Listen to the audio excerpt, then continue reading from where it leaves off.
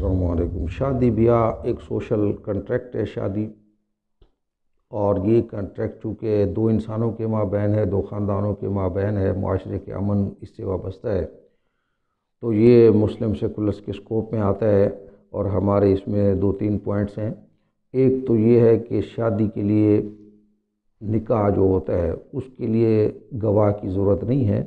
ایجاب و قبول کافی ہے۔ مہر جو ہے وہ اللہ نے حق مقرر کیا ہے عورت کا، وہ اس کی بھی ضرورت نہیں ہے اگر عورت معاف کر دے۔ شادی کے لیے گواہ کی ضرورت نہیں ہے، طلاق کے لیے گواہ کی ضرورت ہے۔ یہ ہم نے قرآن سے اخذ کیا ہے۔ اور دوسری چیز ہم یہ اخذ کرتے ہیں کہ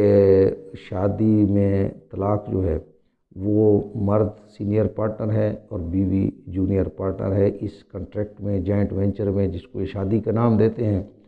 لیکن دونوں پارٹنرز اپنا یہ کنٹریکٹ ختم کرنے کا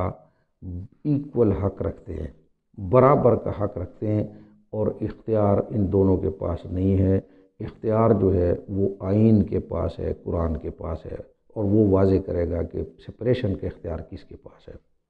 یہ دو باتیں ہم آپ سے عرض کر رہے ہیں۔ اور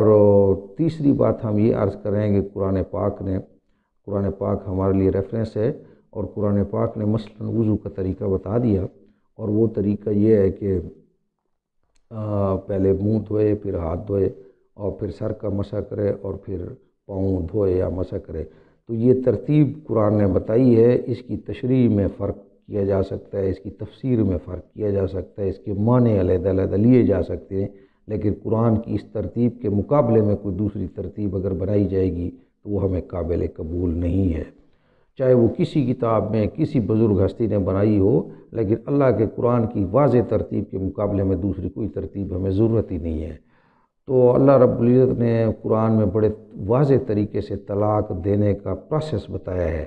اور اس پروسیس میں کم سے کم 3 مہینے لگتے ہیں۔ تو اگر اس پروسیس سے ہٹ کر کوئی اور ایسی کتاب ہے جو 3 منٹ اور 3 سیکنڈ کے اندر اس رشتے کو ختم کرنے کا طریقہ بتا رہی ہو، اور ہمیں بڑی محبت سے بتایا جائے کہ ہاں قرآن والا پروسیجر بھی ٹھیک ہے اور یہ دوسرا پروسیجر بھی دین کا طریقہ ہے، تو ہم اس کو 2 دین سمجھتے ہیں، 1 دین نہیں سمجھتے۔ ہمارے لیے پروسیجر وہی ہے جو قرآن میں دیا گیا ہے۔ ہاں اگر اس قرآن کے پروسیجر میں سے اگر آپ وہ کوئی تشریح تفسیر کرنا چاہیں تو وہ اس میں اختلاف رائے ممکن ہے۔ چوتھی بات اس میں یہ ہے کہ ہم یہ سمجھتے ہیں کہ اس ایشوز پر، جو بھی سماجی ایشوز ہیں، ان پہ فتویٰ دینے کا حق، ان پہ ڈیسیجن دینے کا حق وہ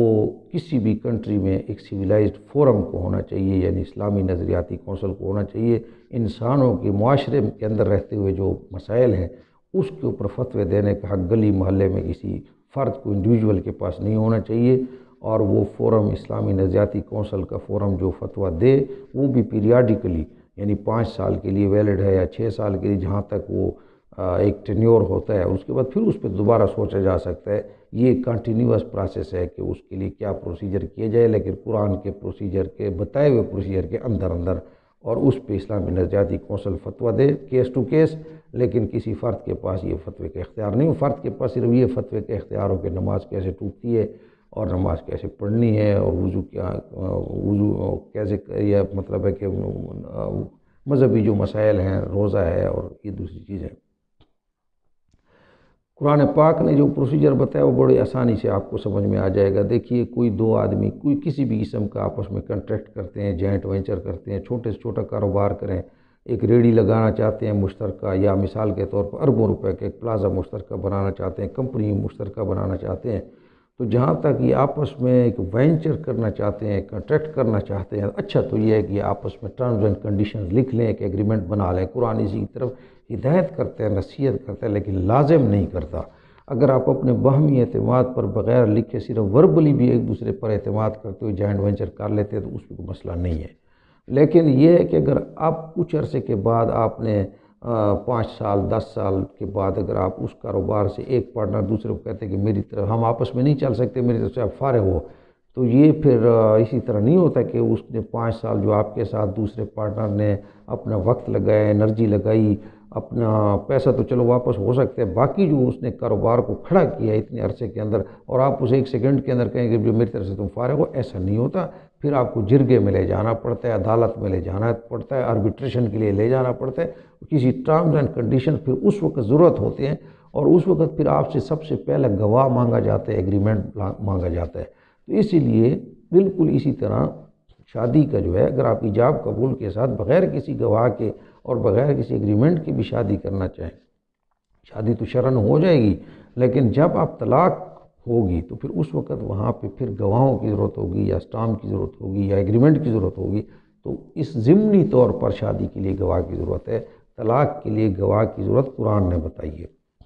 ایسے نہیں ہے کہ وہ کھڑے کھڑے دے دیں۔ اب اس میں یہ ہے کہ اگر میاں اپنی بیوی کے ساتھ نہیں رہنا چاہتا تو اس کو حق ہے کہ وہ کہے میں آپ کے ساتھ نہیں رہنا چاہتا مزید۔ بیوی اگر خاوند کے ساتھ، اس کو بھی حق ہے کہ وہ کہے کہ میں آپ کے ساتھ مزید نہیں رہنا چاہتی، لیکن دونوں کے پاس اختیار نہیں ہے۔ اس کو تھوڑا سا سمجھنے کی کوشش کریں۔ ایک پاکستان کے عام شہری کو بھی یہ حق حاصل ہے کہ وہ اپنے وزیر اعظم سے استعفیٰ کا مطالبہ کرے، لیکن اس کے پاس اختیار نہیں ہے۔ وزیر اعظم کو بھی حق حاصل ہے کہ کسی شہری کو پاکستان سے باہر نکال دے، اس کا مطالبہ کرے، اس کی نوکری ختم کر دے، لیکن اختیار اس کے پاس بھی نہیں ہے۔ اختیار جو ہے وہ 73 کے آئین کے پاس ہے، یعنی جو آئین ہے اس کے پاس اختیار ہے۔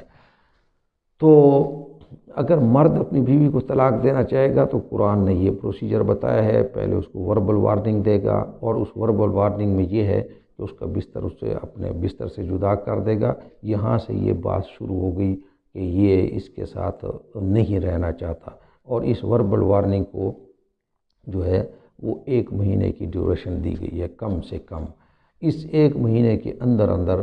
وہ کیا کریں گے کہ وہ بیوی جائے گی اپنی فیملی میں، ایک بندہ ڈھونڈے گی قابل اعتبار، اور مرد اپنی فیملی میں۔ اب یہ آربیٹریشن مقرر ہو جاتی ہے 1 مہینے کے اندر۔ یہ 2 آربیٹریٹرز جو منیمم ہیں، یہ آپس میں فیصلہ کریں گے کہ ان کی طلاق ہونی ہے یا نہیں ہونی۔ ان کو پھر 1 مہینہ دیا گیا ہے۔ 1 مہینے کی سوچ و بچار کے بعد اگر انہوں نے سمجھا کہ طلاق ہو جانی چاہیے تو پھر یہ طلاق کا فیصلہ کریں گے۔ ان کی سوچ و بچار سے پہلے ان 2 مہینوں کے سے پہلے اگر دونوں طرفین آپس میں اس پہ راضی ہو جاتے ہیں کہ ہم مطلب کنٹینیو کرتے ہیں کنٹریکٹ کو، تو پھر مزید آربیٹریشن کی ضرورت نہیں ہے، اسی پرانے کنٹریکٹ پر ان کی شادی بحال ہو جائے گی۔ لیکن اگر ان دونوں نے فیصلہ کر لیا، یعنی آربیٹریٹر نے فیصلہ کر دیا کہ بھئی آپ نے طلاق دینی ہے، اور اس کے بعد پھر 1 مہینہ ویلیڈیٹی ہے، اگر اس اگلے مہینے میں بھی یہ دونوں طرفین اس پہ راضی ہو جاتے ہیں، پشیمان ہو جاتے ہیں کہ ہم واپس آپس میں جڑ کے رہنے کو تیار ہیں، تو اب یہ ہے کہ رہ تو سکتے ہیں، لیکن پھر نئے سرے سے ان کو کنٹریکٹ کرنا پڑے گا، نیا ایگریمنٹ ہوگا، نئی جو ہے اس پہ وہ لکھی جائیں گی جو بھی شرائط یہ لکھنا چاہیں گے۔ تو یہ پروسیجر ہے طلاق کا۔ عورت البتہ ڈائریکٹ خاوند کو نہیں کہہ سکتی کہ مجھے یعنی میری طرف سے فارغ ہو، وہ جونیئر پارٹنر ہے تو اس کو پہلا سٹیپ یہ ہے کہ وہ اپنے فیملی میں جا کے کہے گی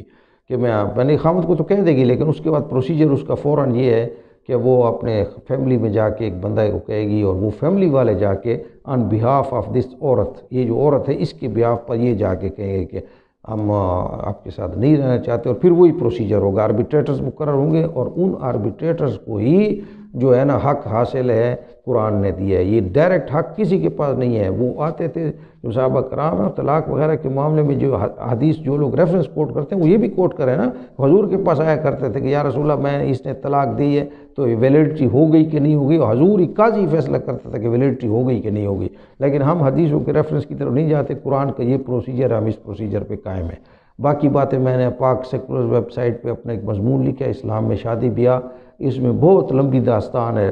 ایک ایک بات پہ منگنی کیا ہے، شادی کیا ہے، طلاق کیا ہے، طلاق کے بعد حلالہ جس کو ہم نہیں مانتے وہ کیا ہے، عدت ہے اس کو ہم نہیں مانتے، اس کے بارے میں پورا پروسیجر ہے، قرآن کیا کہتا ہے، قرآن کی ہماری تفہیم کیا ہے عدت کی 5 آیات کی وغیرہ وغیرہ، وہ آپ وہاں پہ پڑھ سکتے ہیں۔